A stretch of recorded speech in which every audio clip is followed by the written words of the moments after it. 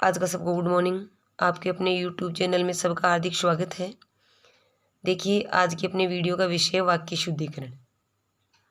वाक्य शुद्धिकरण हम हिंदी भाषी लोगों को ज़्यादा कठिन नहीं लगता है, क्योंकि हमें विश्वास रहता है कि हम हिंदी बोलते हैं और शुद्ध हिंदी बोलते हैं, तो जैसा बोलते हैं वैसा लिख लेते हैं, इसलिए हमारे लिए कठिन नहीं है। लेकिन ये प्रतियोगिता परीक्षा में पूछे जाने वाले क्वेश्चनों की दृष्टि से देखें, क्योंकि कोई भी प्रतियोगिता परीक्षा है उसमें यदि हिंदी का भाग आता है तो निश्चित ही वाक्य शुद्धिकरण संबंधी 2-3 प्रश्न जरूर पूछे जाते हैं, यानी 2-3 अंक के प्रश्न जरूर पूछे जाते हैं।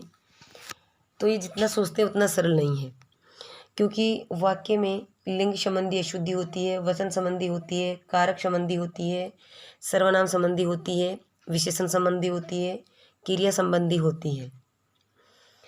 तो इनके हम जैसे लिंग, वचन, कारक, सर्वनाम, विशेषण, इनके नियम पढ़ते हुए वाक्य को हम शुद्ध करके लिख सकते हैं। आज की वीडियो में मैं आपको वाक्य शुद्धिकरण के नियम इनसे थोड़े हटकर बताती हूँ। जैसे आप देखिए कि कुछ इस प्रकार के वाक्य हैं। वह, मैं और तुम घूमने जा रहे हैं, यानी इस वाक्य में पुरुषवाचक सर्वनाम शब्द एक ही वाक्य में प्रथम पुरुष, मध्यम पुरुष, अन्य पुरुष संबंधी शब्दों का प्रयोग किया गया है।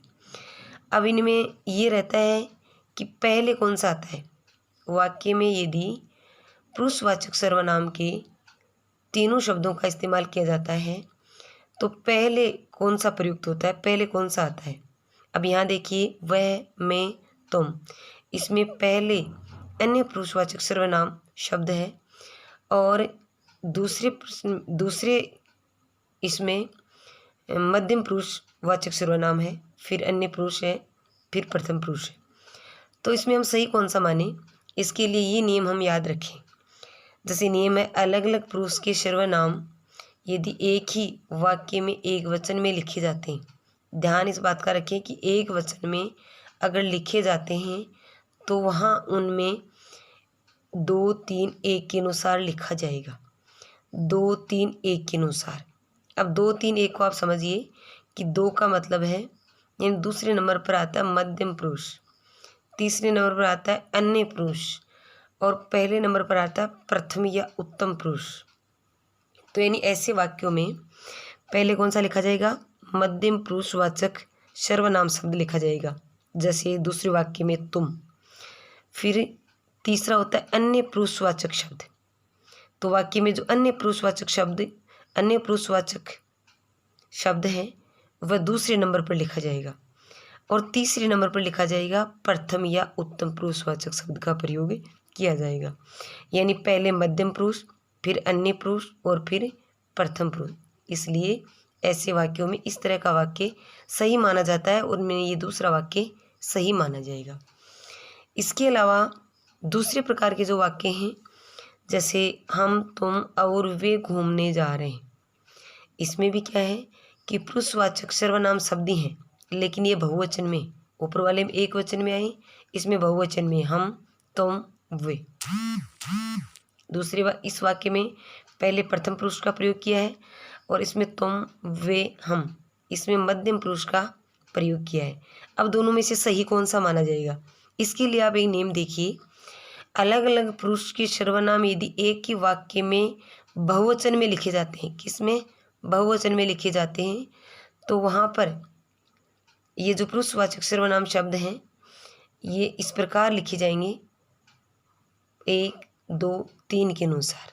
1, 2, 3 का मतलब है, एक का मतलब ऊपर मैंने अभी बताया प्रथम पुरुषवाचक सर्वनाम अर्थात उत्तम पुरुषवाचक सर्वनाम, दूसरा मध्यम पुरुषवाचक सर्वनाम, तीसरा अन्य पुरुषवाचक सर्वनाम। इसका मतलब ये है कि इसमें पहले प्रथम पुरुषवाचक शब्द लिखा जाएगा, दूसरा मध्यम पुरुषवाचक शब्द लिखा जाएगा और तीसरा अन्य पुरुषवाचक सर्वनाम लिखा जाएगा। जैसे इसमें ये सही माना जाएगा, इसमें पहले प्रथम पुरुष है, तो मध्यम पुरुष है और तीसरा अन्य पुरुष है। तो जहाँ एक वचन का प्रयोग होता है वहाँ पहले 2 नंबर यानी मध्यम पुरुष, फिर अन्य पुरुष, प्रथम पुरुष, फिर अन्य पुरुष, पहले मध्यम, फिर अन्य और फिर प्रथम पुरुष। यदि इनका प्रयोग बहुवचन में है, जैसा दूसरे नियम में बताया गया है, तो वहाँ इसी क्रम में प्रथम, मध्यम और अन्य पुरुष में। इसके अलावा आप और देखिए, जैसे इस प्रकार के वाक्य हैं, शेर, गाय और कुत्ता एक घाट पानी पीता है।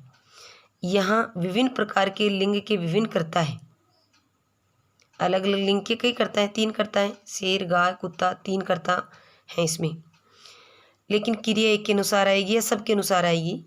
तो यहाँ पर जो क्रिया ये पिता है, पिता जो क्रिया है ये पुल्लिंग एक वचन होती है। पिता क्रिया किसके साथ आती है? पुल्लिंग एक वचन कर्ता के साथ आती है। दूसरा वाक्य, शेर, गाय और कुत्ता एक घाट पानी पीते हैं। अब पीते जो क्रिया है ये किस रूप में? ये है पुल्लिंग बहुवचन में। ये किस में है? पुल्लिंग बहुवचन में है। तो इसमें अपन सही किसको माने? सही कौन सा होगा?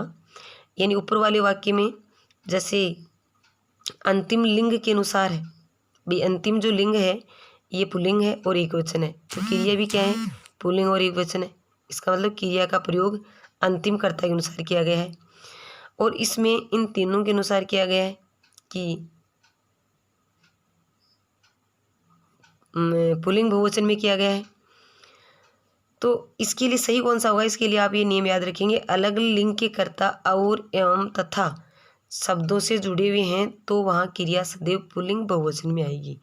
यानी कर्ता भले किसी भी तरह के हो, अलग अलग लिंग में, भले वो स्त्रीलिंग के हो, भले वो पुल्लिंग के हो, लेकिन वो अलग अलग जो लिंग के कर्ता हैं वो जुड़े हुए किससे हैं? और से जुड़े हुए हैं, एवं से जुड़े हुए हैं, तथा से जुड़े हुए हैं। यानी इन तीनों में से किसी एक से जुड़े हुए हैं तो उनकी क्रिया हमेशा पुल्लिंग और बहुवचन में आएगी। इनके अलावा, इन तीनों के अलावा यदि किसी तीसरे चौथे से जुड़े हुए हैं तो बात अलग होगी। लेकिन बात यह है कि अलग अलग लिंग के कर्ता यदि और, एवं, तथा इनसे जुड़े हुए हैं तो उनकी क्रिया हमेशा पुल्लिंग और बहुवचन में आएगी। तो अब यहाँ देखिए कि जैसे यहाँ पुल्लिंग बहुवचन बताया है तो ये और से जुड़े हुए हैं, ये नियम बताया कि और एवं तथा, तो ये और से जुड़े हुए हैं। अब यदि दोनों और से जुड़े हुए हैं, और से जुड़े हुए तो नियम ये है कि क्रिया पुल्लिंग और बहुवचन में आएगी। अब इनकी क्रिया पुल्लिंग और बहुवचन है, पीते क्रिया पुल्लिंग और बहुवचन होती है, इसलिए इसमें ये सही माना जाएगा। इसके अलावा जैसे 2 वाक्य, शेर, गाय या कुत्ता एक घाट पानी पीता है। अब यानी ऊपर और से जुड़े हुए थे, अभी किससे जुड़े हुए? या से जुड़े हुए। ये वाक्य या से जुड़े हुए, कर्ता यही तो शेर, गाय, कुत्ता ही इसमें थे और इन वाक्यों में शेर, गाय, कुत्ता कर्ता ही हैं। लेकिन फर्क ये कि ऊपर वाले और से जुड़े हुए थे और ये या से जुड़े हुए हैं। तो या से जुड़े हुए हैं, यहाँ पर क्रिया किसके अनुसार होगी? तो देखिए यहाँ जो क्रिया वो है पुल्लिंग एक वचन है। इसमें शेर, गाय या कुत्ता एक घाट पर पानी पीते हैं, ये ऊपर वाली वही बात है कि जैसे यहाँ पुल्लिंग बहुवचन है, इसी प्रकार ये पुल्लिंग बहुवचन है। अब इनमें से सही कौन सा माना जाएगा? तो इसके लिए आप नियम देखिए, अलग अलग लिंग के कर्ता यदि या, वा अथवा शब्दों से जुड़े हुए हो तो वहाँ क्रिया सदैव अंतिम लिंग और वचन के अनुसार प्रयुक्त होती है। अंतिम लिंग और वचन के अनुसार प्रयुक्त होती है। किससे? या से, वा से, अथवा इनसे जुड़े हुए तो ये अंतिम लिंग के अनुसार मानी जाएगी। तो यहाँ पर देखिए ये या से जुड़े हुए, ये या से जुड़े हुए, या से जुड़े हुए तो अंतिम जो लिंग है, जैसे इसमें अंतिम कुत्ता है, पहला शेर है, दूसरा गाय है और ये तीसरा एवं अंतिम भी है, तो अंतिम के अनुसार माना जाएगा। अब अंतिम जो लिंग कुत्ता है ये क्या है? पुल्लिंग है और एक वचन है, तो क्रिया भी किसके अनुसार होगी? इसके अनुसार ही होगी, यानी पुल्लिंग और एक वचन होगी। तो यहाँ ये जो क्रिया है ये पुल्लिंग और एक वचन है, इसका मतलब ये वाक्य इसमें सही माना जाएगा। इस प्रकार आप ध्यान रखें कि यदि जैसे मैंने बताया है कि यदि पुरुषवाचक सर्वनाम शब्दों का प्रयोग एक ही वाक्य में किया गया है और यदि वो एक वचन में प्रयुक्त हो रहे हैं तो पहले उसमें मध्यम पुरुष आएगा, फिर अन्य आएगा और फिर प्रथम आएगा। और यदि वो बहुवचन में प्रयुक्त होते हैं तो पहले प्रथम पुरुष आएगा, फिर मध्यम आएगा और फिर अन्य पुरुष का इस्तेमाल किया जाएगा। और यदि अलग अलग लिंग के कर्ता एक ही वाक्य में आते हैं तो क्रिया अलग अलग लिंग के कर्ता एक वाक्य में आते हैं और वो और के माध्यम से, और के एवं तथा के माध्यम से जुड़े हुए हैं तो क्रिया हमेशा पुल्लिंग और बहुवचन में होगी, ध्यान रखें। और यदि वो और के माध्यम से न जुड़ करके या वा अथवा इनसे जुड़े हुए हैं तो हमेशा क्रिया किसके अनुसार होगी, अंतिम लिंग के अनुसार होगी। जैसे कुत्ता अंतिम लिंग है, पुल्लिंग है, एक वचन है, तो क्रिया भी पुल्लिंग और एक वचन है। इस प्रकार इन नियमों का आप ध्यान रखें। धन्यवाद। अब हम मिलेंगे नेक्स्ट वीडियो में। तो आप यदि मेरे चैनल पर नए हैं तो चैनल को सब्सक्राइब कीजिए और लाइक कीजिए।